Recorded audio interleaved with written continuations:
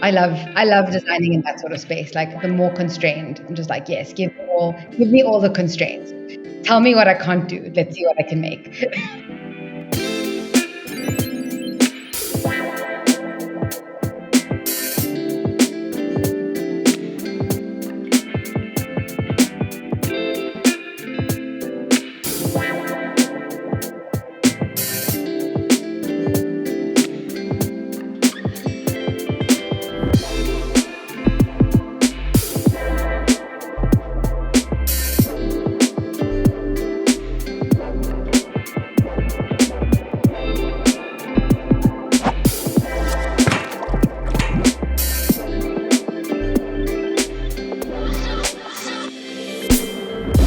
Welcome back to another episode of Edit Undo.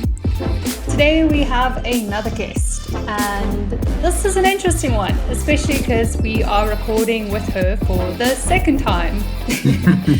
She was a practicing architect in her previous career.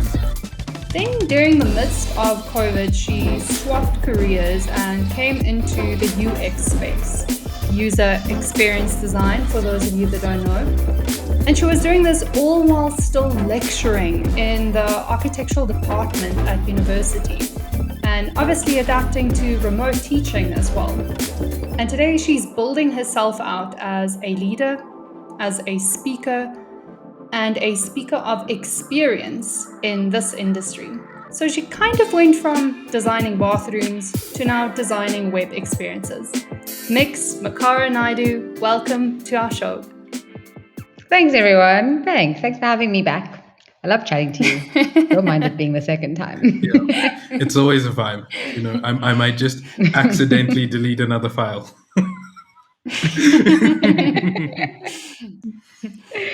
Can you give us a little bit of a background of what are you doing today? What is your career and how you got here? Cool. So at the moment, I'm a service designer, and I work. Am I allowed to say where? Yeah. Yeah. So I work for a few. I've worked for a few clients. I'm a consultant, but I work for ABSA at the moment as in a service design sort of capacity. But like Steph mentioned, my background is a bit diverse. I've come from an architecture background. I finished studying doing architecture in 2013, and then I moved strictly into I thought that I could change the world, one building at a time, which was, I think, many young architects' dream. And I then specifically looked for Black female-owned architecture companies, and they were all very small, and I started, working for them. That's where I wanted to sort of cut my teeth, and I loved doing that work, lots of government work. And then I did that for a while, and I always kind of was able to tutor and then eventually lecture part-time while doing that. Always just sort of interested in the research element, interested in people on the ground. And then a few years into that, I moved to sort of a much bigger scale company. So the biggest, I don't know if it's still the biggest, but it was the biggest architecture company in the southern, or at least on the continent. Sure. And I worked there, and that was amazing. Did lots of urban design up in Africa. Well, I say up in Africa. We are in Africa, but up in the north of Africa. Lots of city planning, town planning. Mm-hmm. And that's where I really learned that I love scale, understanding how infrastructure and scale and systems work with one another. Mm-hmm. So I sort of really dug my head into that, loved that. Did that for a while, loved that so much, and then fell accidentally kind of into this space when I realized that you could do similar sort of thinking, different sort of space. And obviously I'm very curious, always wanting to learn. So I learned too much, and then I got too absorbed, and then I was like, oh, I have to be there now. So I was lucky to kind of be able to move across. So that's me. That's very You said cool. You fell into the space. Who pushed you? I have an exact person who pushed me, but no. So my partner, he had moved. So he was in advertising, and he had moved into the UX space. Probably in 2017.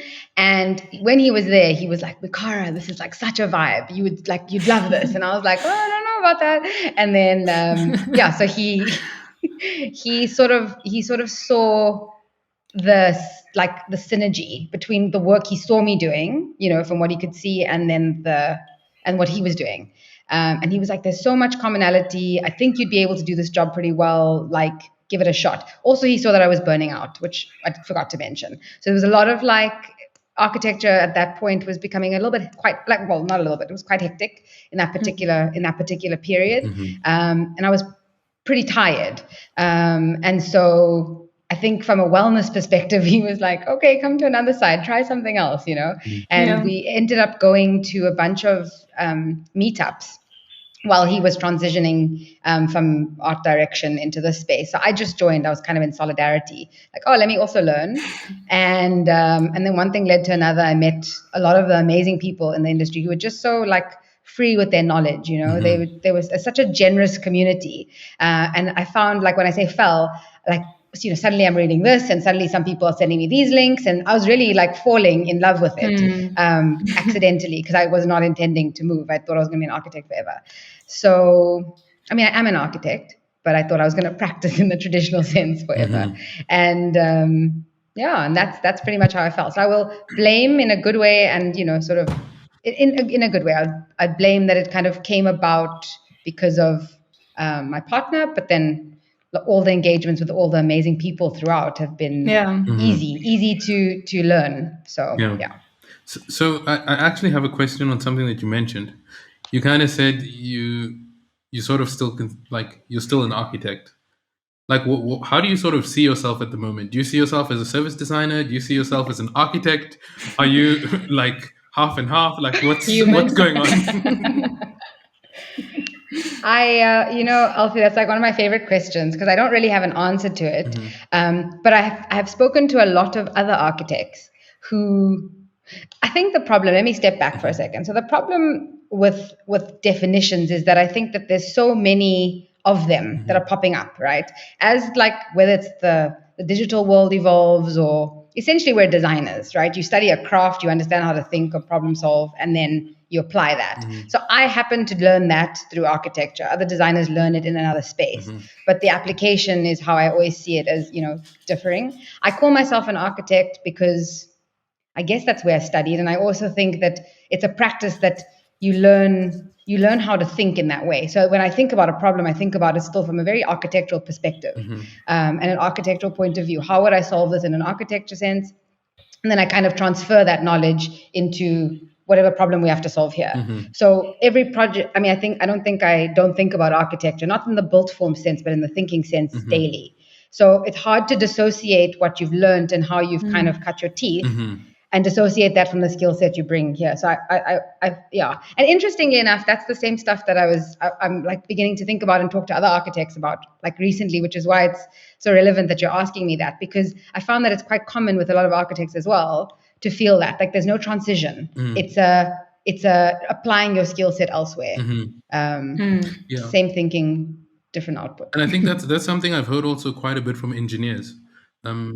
Of different kinds, whether it be civil, whether it be chemical, or whatever it may be. There's this sort of method of approaching a problem and breaking it down and dealing with it that engineers speak about quite a lot. My older brother Alex being one of them. And he says a lot of the thinking that he got in engineering, he still uses now. And he even said it's probably the most useful thing he got out of engineering. The degree is great to get yourself into the door.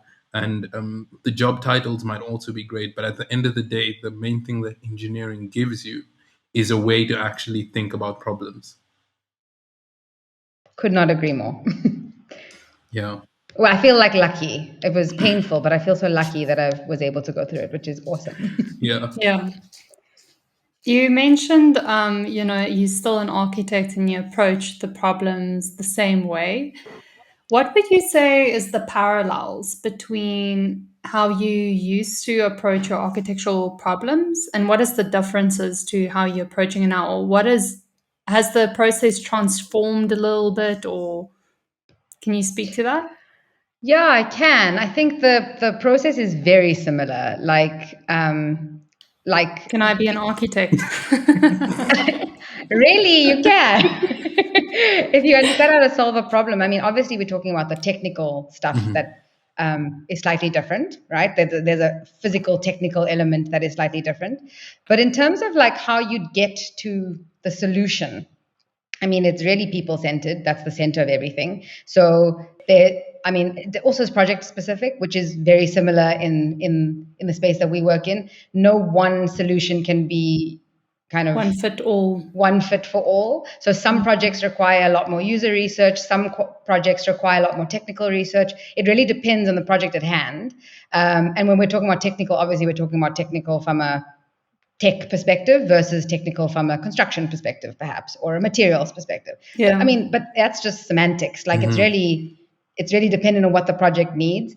The other thing that I think is really similar is also like stakeholder management, understanding your role in and amongst a group of other people who are doing stuff for the same project, and understanding how to negotiate, speak, communicate. And the language is always the visual language, right? So in architecture, you're doing the drawings. Here, I mean, it's much easier to have a conversation with people who are maybe not design fluent when you have some wireframes in front of you. Or it's the same thing. It's literally just how do you efficiently communicate ideas so that everybody has clarity and everybody has buy-in. So there's a lot of stuff that I think is very similar. In terms of difference, I would say like culturally and like historically it's different. So I'd say that the field we're in now is new or newer. And so it doesn't have a lot of the weight. And weight, I'm not saying in a bad way. There's weight in a good way, like gravitas, that can exist in conversations or the theories or whatever that sort of hold together design, just in your mind. Which I think is slightly different, but not bad. And then so that would be the main thing. Actually, there's no answer. Yeah, that's the main thing. I think that's actually a very good point that you brought up, and it also connects with the thing that you mentioned earlier about different titles coming up in the design space at the moment, because architecture is something that's so old. It's basically it came through with human civilization, so the concepts have actually matured over time. But user experience design and generally digital design essentially has just kind of been layered on top of the existing design principles that have existed. And I can't remember who I was having the discussion with, but it was somebody who was also relating to the physical aspects of actually, it was another guy who is a UX designer that came from architecture. And he was saying as well, the one thing that's a little bit different is that architecture and other forms of design that actually relate to physical objects have got a level of physics that you have to take into account. Yes. Like you can't just decide that your thing is going to be like Gravity. a millimeter thick because, then it's just going to break. But in design, you essentially have to create that layer. So you actually have to think about the physics of UI elements and how they actually interact with each other. And I think because architecture has existed for so long, those things have almost gotten ingrained in the design concepts. Yes. But in our field and in our industry, like those haven't actually been completely established. So some people use that to their advantage, and then some people don't even think about it, and it ends up kind of being a bit of an Achilles heel. Yeah, I think that's a great point, actually. I mean, you often forget that these things, there is a physics to them because it's sort of ingrained, in how you communicate or how you talk about design when you're in that space. Whereas here, everything's brand new. Not everything, but it feels a lot more brand new kind of components that you're able to use. Bricks and mortar versus components in other sense. And it feels like sorry, go for it, Steph. It feels like a lot more is also ever changing, because it's not in a physical space. There's a lot more transformation, like the titles, the descriptions, the labels keep changing, as well as the digital physics of components, software. It's constantly changing as well. Yes. Yeah, that's true. I mean, I think in some senses that's almost more complex because there's no parameters, They often say like, I remember when I was studying, they often would say like the tighter the parameters, the more interesting the resolve, right? So like if you have a really small or like I don't know, a weird shaped site, or a height restriction that is like one story in this weird shape. The more restrictions you place on this thing, the kind of more complex and complex the design is, but kind of more innovative it becomes. Yeah, When interesting. you have an environment where every parameter is open-ended, that creates a different type of design. And I would wonder, what that could look like, and where maybe there's limitations or opportunities in that in particular.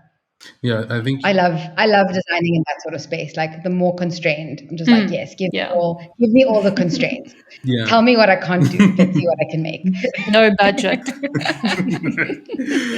Yeah, no, you're super right. I was listening to Creativity Inc., the book about Pixar's kind of development over time. Love that. Yeah. And so they were actually like, one of the things that that he speaks about is one of the main ways to actually foster creativity is by imposing limits, because limits force you to come up with creative problems around the limits that you've imposed. And it's also why there's that whole thing about writers being scared of a blank page and artists being scared of a blank canvas, because at that point you've got no constraints. It can literally be anything, and it's just such an imposing stage of the creative process.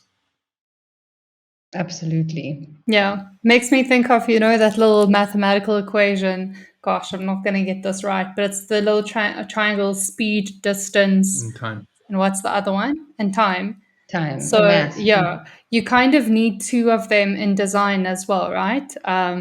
If you think about a constraint, Yes. to work out the other one in that triangle when it comes to problem solving. So whatever those 3 points in the triangle are, you need at least 2 to get to the third one. Yeah. Yeah. I was just thinking, it's clear that like none of us are very strong at, well, at least I'm not very strong at maths. I am not very. That's not my forte, and that's fine. I've made peace with that. Yeah. But like, when last have you even done physics? I think it was school, really. So. Yeah. If I even did back then. When last did you pretend Mix, can to know you? maths? Exactly. Can you tell us a bit about your first project when you stepped into the space? The very, very first one. Yeah. How did it go? What was your experience? Wow, it was awesome. Oh, you know it because you were there. So, so what a flippin' cool experience. I'll give you a bit of a backstory on that project quickly. So I kind of had known that now I'd researched. I told you the story before, but I'd researched now, okay, cool, I think I want to make this jump, right? And I was lucky enough to be introduced to John T. and other people at Free Thinking, and he said, I'll show you, I'll teach you. So he just sort of met me some afternoons in the weekdays, and he would like show me how to do stuff. And eventually, like, it's the 28th of Feb, it was the 29th, it was a leap year, and he phones me, it's a Friday, and he's like, listen, so I think you're ready.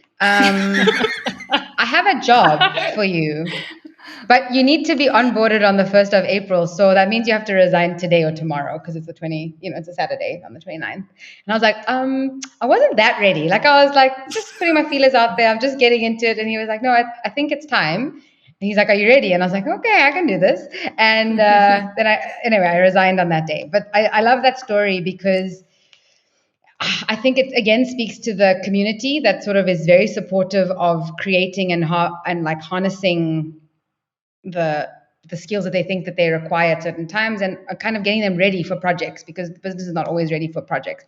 But coming back full circle, this project was probably one of the coolest things ever. I didn't know that at the time, obviously brand new. I was like, what am I doing? Never used a Figma file or a sketch file in my life. Picked up my computer. Now I'm using Miro, and we were working at Standard Bank, and we were basically working on this massive scale Standard Bank CIB, so the corporate side, and we were tasked as this really large consulting firm to come in and help create a future vision, essentially. And I was one of the junior designers who was brought in at that point.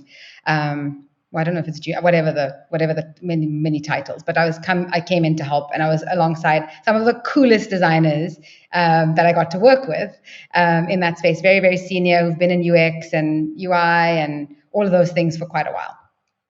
And I got to just work on archetypes for 4 months. Oh, wow. It was the best vibe. Like research, I think eventually I'd spoken to like 80 people, like interviews, and we were able to, with Steph as well, with Steph, myself, Kim, but we were able to like, and obviously led by Lauren, were able to like help, I don't know, articulate who the CIB customer is. And it was a privilege to be able to work on that for such a long time. But because there were so many streams, there were some people working on specific problem solving on specific areas. There were some people working on like, we were just tasked, well, I was just tasked specifically with the archetype. So it was very, very cool. And it was there that I kind of got familiar with and discovered my love of just really the research part. So the engagement part, the stakeholder management part, and just being able to do that was amazing. Yeah. For that, that was about for 3 months, I think, or 4 months. Yeah. Is that what you're hoping to hear, Steph? Am I missing something from the story? No. This is about. I actually did not know. Yeah, I didn't even know that part about John T. So, Mix, I have a question down the same line, but a little bit further back in time. So, say for example, we have another architect who is kind of feeling a little bit unsure about the direction that they're going in, and they're thinking about making a little bit of a shift down the path that you took. What would you actually tell them? Things to look out for, things to consider when actually looking at making that decision, but specifically from the perspective of someone who's been in architecture and then made the jump across? So, funnily enough, there's been a lot of people who have had this conversation with pretty recently. And I don't know, I mean, I think there's obviously like an interest for some reason. I think there's lots of architects who are extending their skill set into this space and they've enjoyed it. So my advice it's not really advice, actually it is advice. Like I would say it's about talking to the community in whatever way and form. So like I'm very happy, as soon as somebody reaches out to me, I'm like, yep, happy to talk to you. Like I'm happy to refer you to people. Like I think that's really important because that community, that sense of community is actually what I think binds this space and really makes it different to a lot of other design spaces. So leveraging off of that quite a lot. There's so many accessible courses. So that's the first thing. The second thing is there's so many accessible, very like beginner level courses. And I think sometimes we take for granted that those courses, it's stuff that we always think that we know, like design thinking 101 and I think like just going back to that, even as an architect, we knew that stuff in different senses. I mean, we had different words, but you know it. But going into that stuff and like really understanding how that problem circle works and understanding how you would apply your mind and your skill set or your problems that you've already solved to that sort of cycle that you see, I think is really important. So to make it quite relatable. So I always like punt to the courses, A, because they're cheap or sometimes free, and B, so they're very accessible, and B, because they tell you stuff if you just listen with like an open ear. They're telling you stuff that you might know, but just are reminded of and should look at with an architecture sort of lens. And then the third thing would be building a portfolio in some sense. So not just immediately diving into it, doing all the research. So I'm talking about the course is one part of the research. You should be reading extensively. And then once you feel secure enough that you understand the principles, because it's really like, do you understand the principle? Like the thing that defines this space versus architecture, what's the differences? How can you define your problem, like the way that you've been thinking in this space?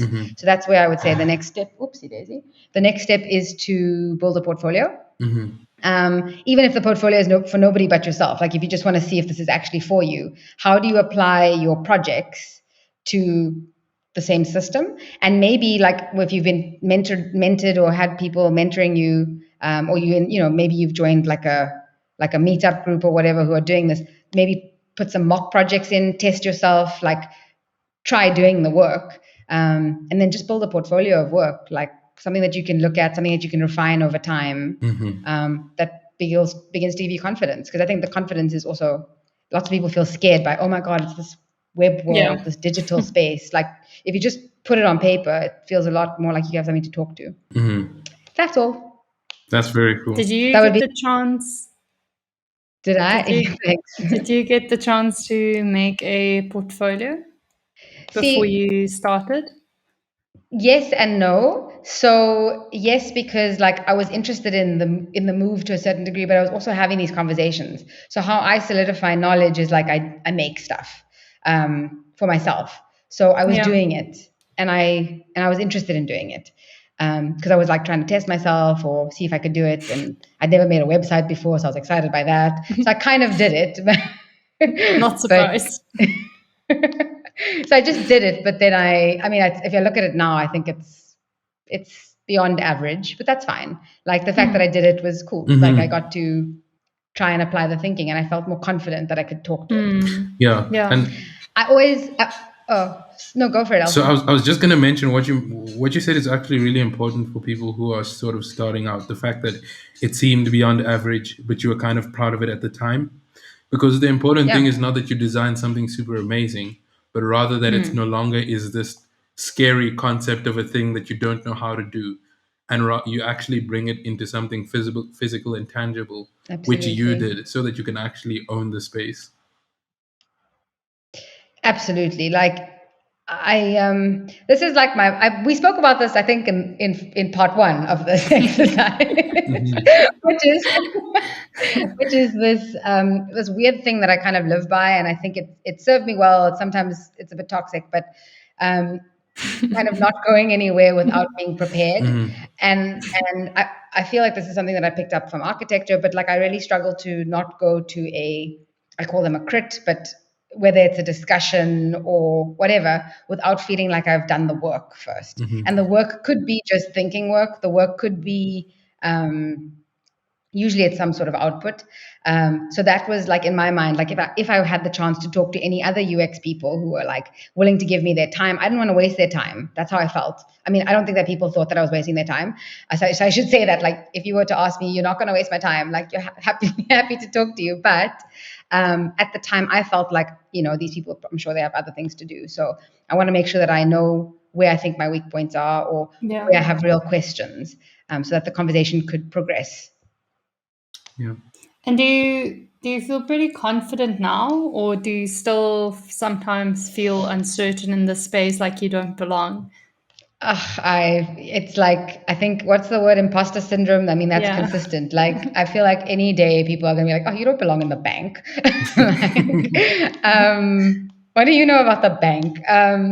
But so I definitely think the most daunting thing has been the bank itself, to be honest. Like they have a different language. They have it's like a whole universe of different. So if I were to remove all that stuff, I feel like I've been practicing design enough to have a conversation. So I understand like how to do that. But I feel working in this environment has been a big eye opener in terms of other confidence levels, like being able to engage with stakeholders, being able to effectively communicate ideas to people who have completely different views, completely different cultures to you. Like I said, the bank is a machine. So being able to integrate that machine, feeling like an outsider, feeling like a misfit, feeling like it's those are all the things that I think would be where insecurity comes in. Yeah. But I think every day feels a little bit better. And I feel lucky that there's quite a strong community. I keep going back to the community sense because I think that's where you bounce a lot of stuff off of. And you're like, am I crazy? Was that crazy? They're like, no, it wasn't. That helps. It helps a lot.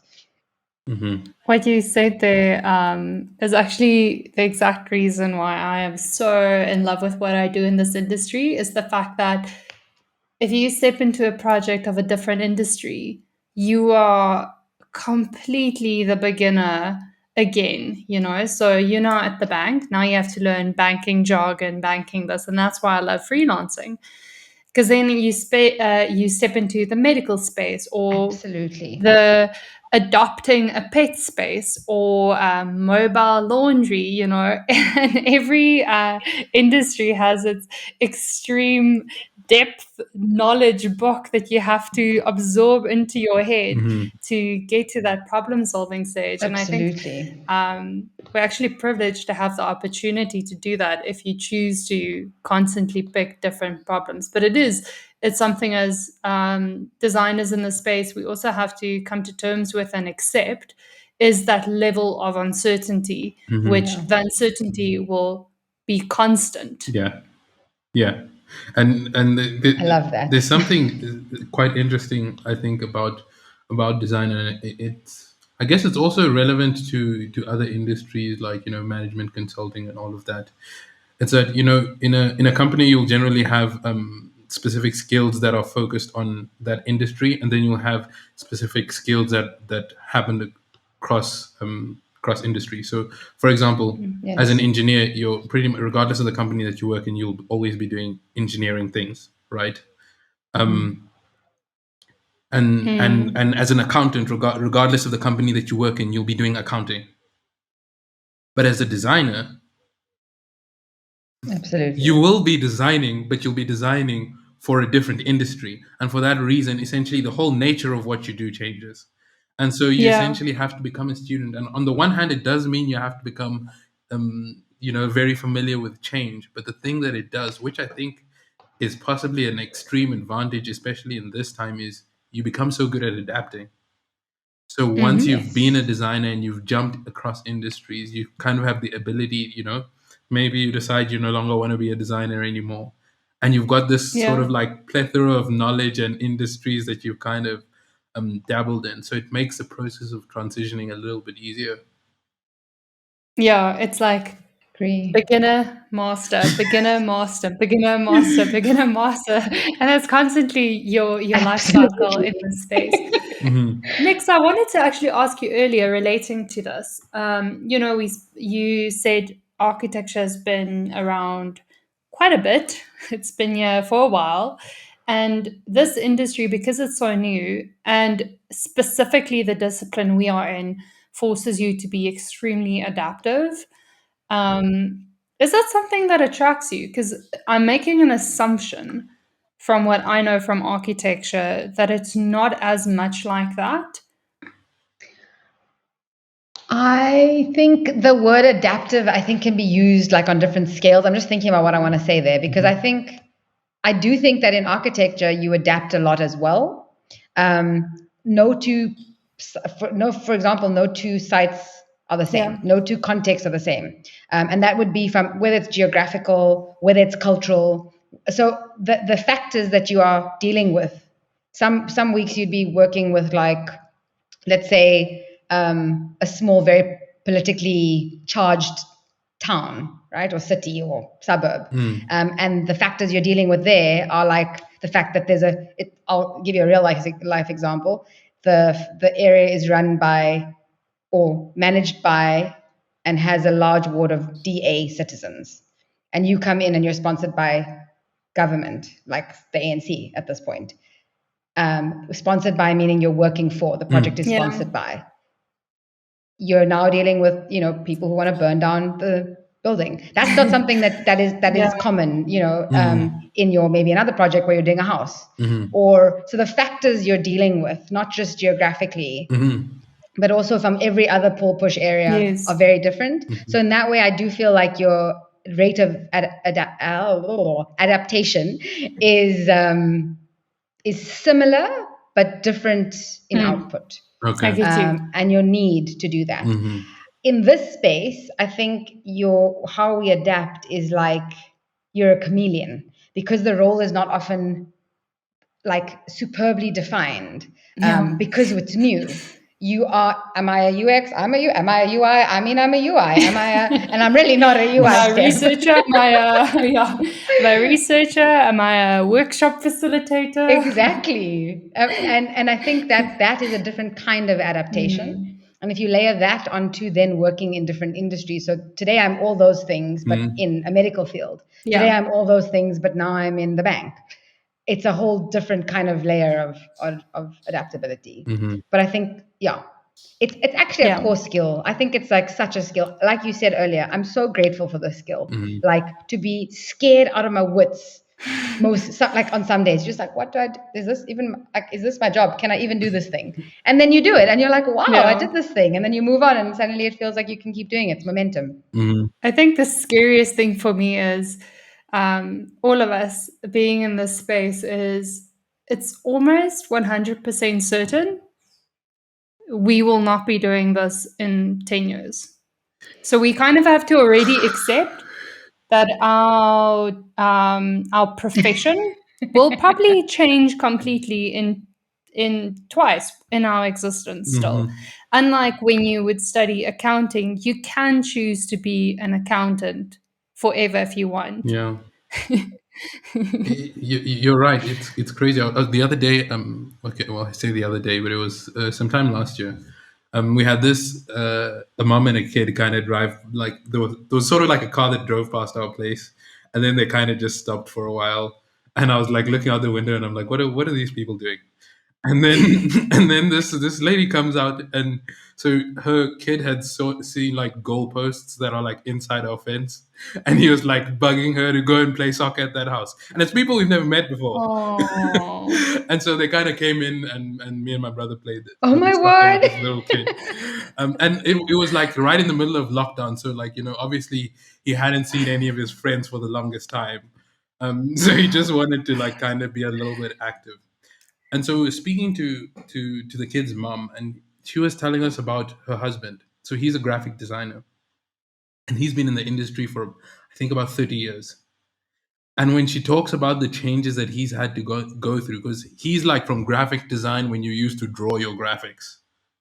Like, Sure. and now like he's competing against people who have grown up with computers, and the level of adaptation needed, it's like he basically can't keep up because the software and the technology changes on a dime. And I mean, we're gonna go through the same thing, like even in the immediate vicinity. Thanks, Alfie. Just looking at VR. Like, thanks for that. Yeah, kids that growing up with VR right now, and then we're gonna have to compete with them designing for VR. Exactly, because eventually that's going to become the interface of choice. Like smartphones are a temporary thing, and eventually we're gonna have to start thinking about that level of design. Hopefully by then I'll have found a way to change my career.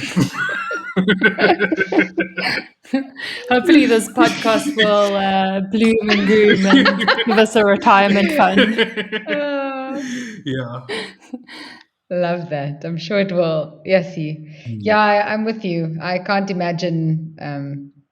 I actually take my hat off to people in that generation, though. I mean, there's a lot of people who have been able to adapt in that way. I mean, I luckily didn't have to hand draw buildings in any of my jobs, but I do know, and I was working with people who've had to do that, and they are some of the top.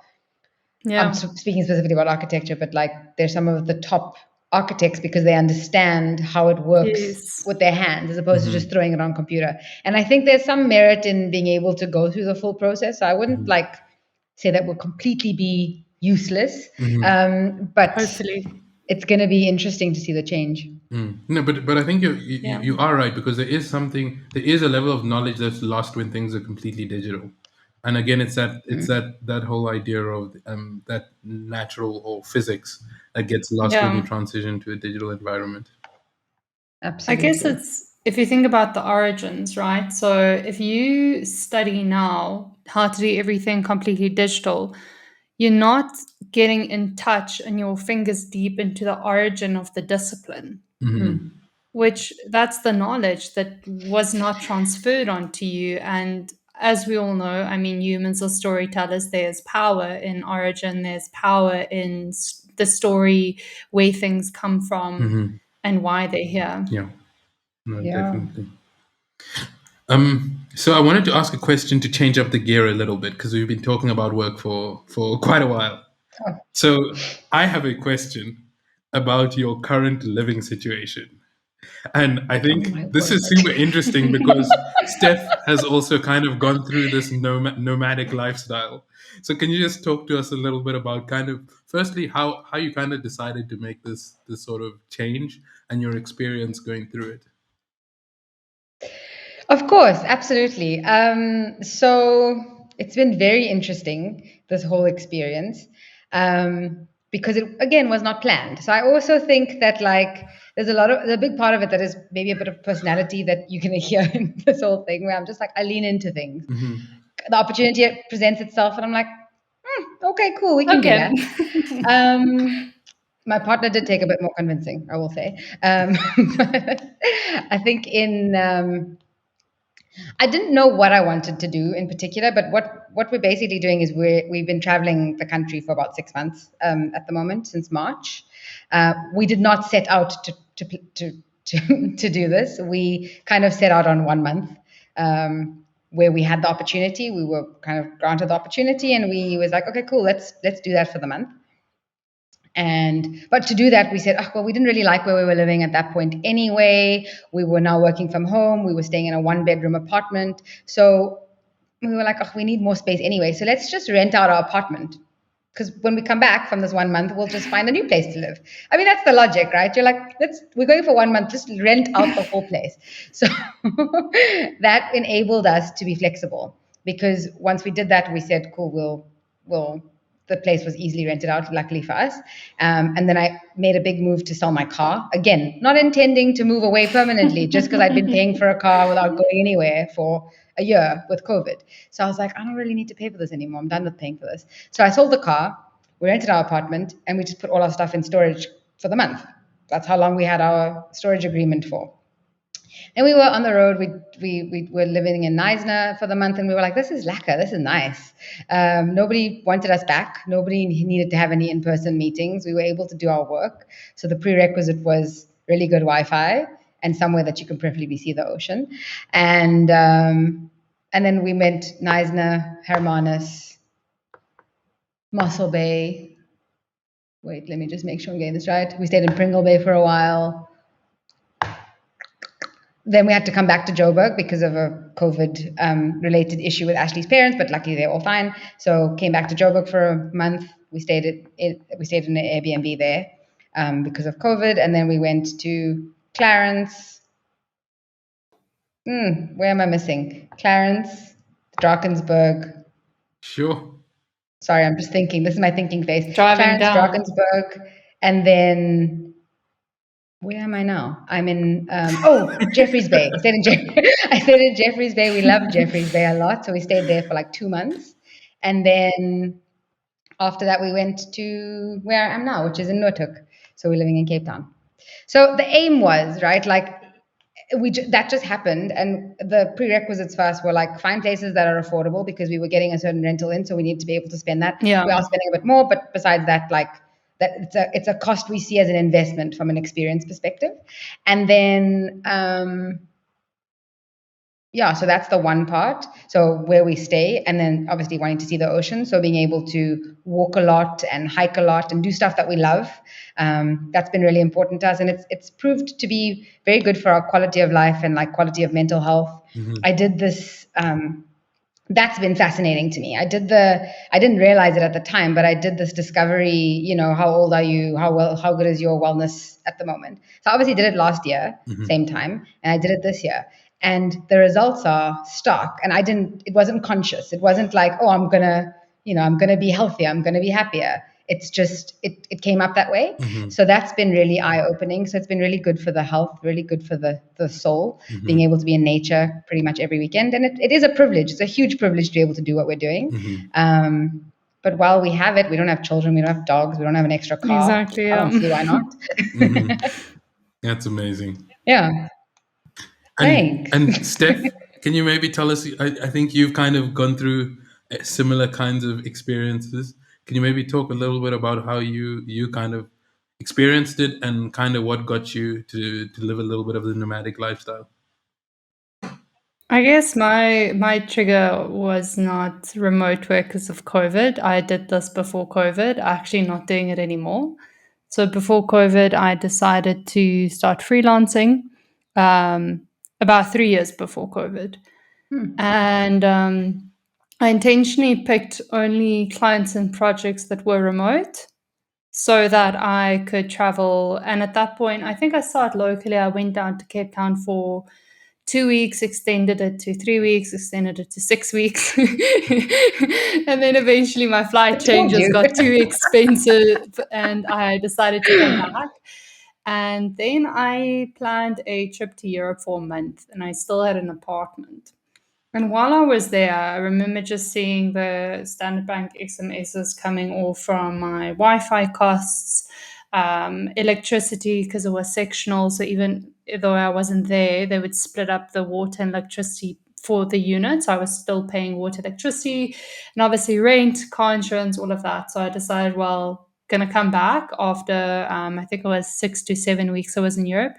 So I came back and then sold most of my furniture to the people that were going to rent out the apartment, kept one table. My mom used it as her massive desk. It was a dining room table I had to handmade, so I didn't want it to throw it away. Gave the rest of my stuff away, and just kept a bit of clothes at my parents' place. And then kind of did the same, but by plane mostly because I was a female traveling by myself, so I couldn't really or didn't feel comfortable at the time. I was 21, so I didn't feel comfortable at the time to drive from Gauteng down to East Coast, West Coast by myself. So I would take a plane to Cape Town for a month. Then I did a few projects where I had to travel to the different provinces of the country, and then did a bit of more solo traveling abroad. And then COVID happened. And Emirates phoned me while I was in Vietnam and said, well, ma'am, if you don't come to the plane today, you're not going to get back to your hometown or home country in the foreseeable future. Yo. So, yeah, I had to quickly, literally, all my stuff was around that Airbnb apartment in Ho Chi Minh in Saigon, and I was just tracking it in the bag, ordering can't remember what the Uber is there. I think it's Go, already to the airport because Emirates said last flight out. Sure. So I came back, and since then I haven't been as nomadic. I'm still going to and from Cape Town at least 3 or 4 months out of the year, but that's about the nomadic adventures it's getting to right now. Yeah. So I'm definitely going to be doing that next year. I feel like the two of you have definitely shown me the light. But more importantly, I have to say, if there is one good thing that came out of COVID, it's that you actually came back so that we could start this podcast. Because I think if you'd stayed in Vietnam, we would not have been working together and would not eventually have started this podcast. So there's one silver lining. Yeah. I would have never had the opportunity to work for a big team like the mobile banking team at APSA if it wasn't for COVID, because I was refusing any opportunities that forced me to drive into an office. So if this was not COVID, there was no way I would get the exposure to see, design at scale. Mm-hmm. That's amazing. And meet you lovely people. Exactly. Yeah. And so, look, I think we're probably coming around to the closing stages of this discussion. I have a question. Am I allowed to ask? Go for it. So I think it's not really a question. It's just more of a comment, I think, on the back of what we're talking about. Like, we live in this world where we've kind of been conditioned to like stuff, and I mean, we had an apartment, we bought we did the whole thing because it was the checkbox exercise. And what I've found, like at the moment, is we live with a single backpack each, backpackers backpack each. We have one little box of groceries that you wouldn't buy every month, like if you have sauce or like, I don't know, rice paper rolls, like stuff that you don't necessarily buy because you have there in your pantry. So you have that. and then you have like one box of shoes or one bag of shoes each. So you can essentially put everything you own on your back and then hold your laptop and your food out like this. But essentially, like that's all that you need. And I just wanted to get a take from you guys on how you feel that may or may not be changing. I think I heard somewhere the other day. I mean, not really. I think I saw it somewhere that the new sort of definition of success is the ability to be free. Some level of freedom. Like, what does freedom look like, and what do we think it could look like in the future? So I just wanted to get a take from you guys because it made me think of that. I think the sad thing for me is I have this feeling we all knew this, but we didn't voice it or say it aloud because we couldn't access it. Because, our environment didn't allow for it. So why admit to ourselves and to our friends and our family, we know what that definition for happiness could be for us if it wasn't attainable. So I don't think it really changed. I think it's just coming to realization now because people can actually achieve it. Yeah, it's a good point. Yeah. I think from my perspective, I've kind of always thought about this a little bit differently, because I think there's a truth and a little bit of a falsehood kind of to that. Like I think you're definitely right in the sense of the definition of success has changed, and I think that is a good thing for many people, because I think for a long time the culture was definitely skewed towards owning things. It was all about owning the house, it was all about owning the car, it was all about having lots of things in your house and all of that. And essentially, for quite a while, society's kind of been shifting, like, with the introduction of first Airbnb and introduction of Uber and this whole share culture. And I think what COVID has done is it's forced us to question, like, how far can this sharing culture go? Because these technologies have been there to facilitate it, but for most people it was just kind of like an ephemeral idea out there in the ether. But for many people it's become very real and very tangible because they've actually been forced to reconsider everything. What I would then say on the back of that, because as humans we have the tendency to sort of like be like a pendulum. Instead of finding balance, we like overcommit on one side and overcommit on the other side. As creatives, especially. That's also very true. Yeah. Because I do think there is also value in owning some things. And I think that is actually where our values come into play. Because for me, for example, like I've never had the desire to have a car. Like, even if I could afford one, like, and I can now, I still wouldn't want one. And even before I could afford a car, I didn't really want a car. And that's just because it was not something that, to be honest, it was more of a liability to me than anything else. First, because of the way I drive, and for a long time I had like noted not great sleeping patterns. It's great. I probably shouldn't be saying this, but long story short, and we can cover this at another time, but I've fallen asleep at a traffic light, like before it turned green. Gosh. Yeah. So okay. like, wow. Note to self: let somebody else do the driving. Absolutely. But then on the other hand, there are other things for me that are super important to own. Like for me, owning a computer, like I could never share my computer with anybody else. That 100%. That would never work. And like, there are other kinds of things. Like, I mean, I've got so many more like technological gadgets and like things that are not absolutely necessary, but are a part of my like interest and the things that I actually value. And so I think you joy. The important thing is to have a clear idea of why you own the things you own. Absolutely. And yeah, I think that's kind of where that idea of success is kind of changing, because people who are spending money on things they don't really care about are starting to question that, and I think that's very healthy. Yeah. Fully. Next, what do you miss the most being away from home? What I miss the most. So I miss being able to go to family and friends as often as we would, obviously pre-COVID, but like they'll FaceTime me or phone me when they're having birthdays, and obviously I can't really be at all of them. So it's definitely that human connection of people that I care about is something that I miss the most out of all things that I miss. And then there's certain luxuries, like I call them luxuries, but like, you have your favorite restaurant or your favorite, like we often say, oh, I wish I could just have like tamarind dal, tonight. Like that's what I want. I can't find that here. Like it's such a specific thing. Like it's those sort of small things that are familiar. But to be very honest, other than that, no, I don't miss that much more. I miss the people, and I miss, Tamarind dal sometimes. Yeah. When you asked that question, I was thinking. Actually, I will say this. Go. Yeah, go for it. I'll tell you after. Oh, I was going to say, I will say this. Like, I miss having my own car sometimes.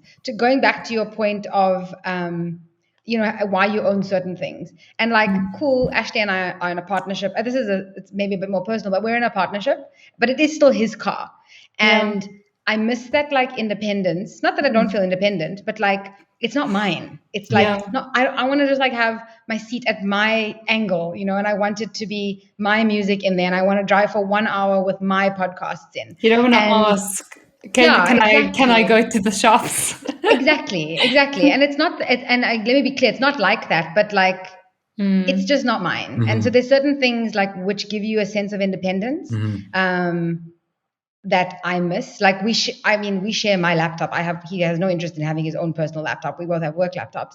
That's not important to us necessarily. But the car thing, it's the ability to be mobile, the ability to like think and have space. And we have lots of space, but we're always together. Agency. Yeah. Exactly. Yeah. That's probably one of them. Yeah. Besides, so it's that.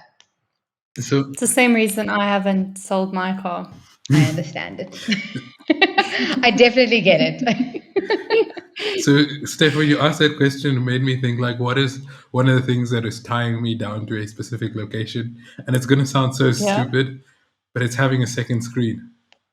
You've mentioned this every time we work at a coffee shop. It's like you squint. Like, I have gotten so used to having a second screen that I feel like my computer without it is not really, like, feels like half of a computer. Yeah. So like when I do eventually do my nomadic thing, I'm just gonna travel with my second screen. You can buy the flat pack ones, right? I have not come across them before. What is a flat pack? I promise you. So I've literally I've seen it in the flesh. I don't have one, but I've seen them. And they're the size of a laptop, so it's just you carrying around 2 laptops, which is like pretty easy in one bag. It's totally possible. Okay, I will definitely look out for that because I can't deal without having like my second screen. And the funny thing is, most of the time I just use that second screen to have YouTube playing in the background. Yeah. But it makes all the difference.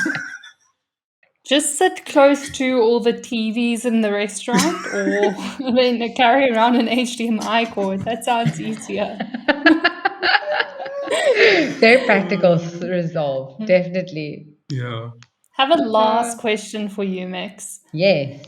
In terms of your career, even though you don't know if you're going to be staying in UX, UI, architecture, whatever that might be, is there a dream project or a career fantasy that you have yet to fulfill? Oh, that's exciting. I have a very specific one, and that's just because it's an idea that came to I love the ocean, right? And I've always at one point I thought I was going to be a marine lawyer, or I love the ocean for the sense that most people love the ocean. It's the ocean. Like, who doesn't love the ocean? I love swimming in it. I love diving. I love all of it. But I also love the fact that there's ambiguity around the ocean. I think I had this conversation with you, Alfie. Mm-hmm. And I love that about it. I love that, if you if you're born at sea, which continent do you belong to? I love that kind of stuff. So I was always interested in solving sea problems in some way. So I thought marine law when I was a kid. So doing that with cargo, that kind of vibe. And then I saw that there was obviously port service design is not something that we're doing here, but I think it's interesting. If you think about how these large, what do you call them? Like containers. They come in. They've got like such a specific cycle that they go through, and how they get delivered. Like that's just an interesting service design problem in my head. So nobody's ever asked me to do this job. I've literally have on my phone, because there was a woman talking on Carte Blanche once. She was the head. I took a photo of her name. I was like, I'm gonna call you one day. What's her name? Oh, now I forget. It's on my phone, but it was at least a year ago. So when you ask me that question, I think it would be something to do with the ocean, and like solving some large scale problem of like deep complexity, like helping, not just me solving it, obviously in a team, but like being able to do that would be amazing. Amongst many other projects that I've thought about, but that's like one that came to mind. That's beautiful. I love that. Yeah. All right. Well, Mix, thank you very much for joining us today. As always, it's been an absolute pleasure chatting with you. It's such a pleasure to chat to you guys as well, man. I love it. I've really enjoyed my time. Yeah, thanks, Mix. This was great. Even though it was the second time, learned so many new things about your journey and your career path so far. Awesome. Well, thanks for having me, guys. Thanks so much. Until next time. Cheers. Cheers. Cheers. Bye. Bye.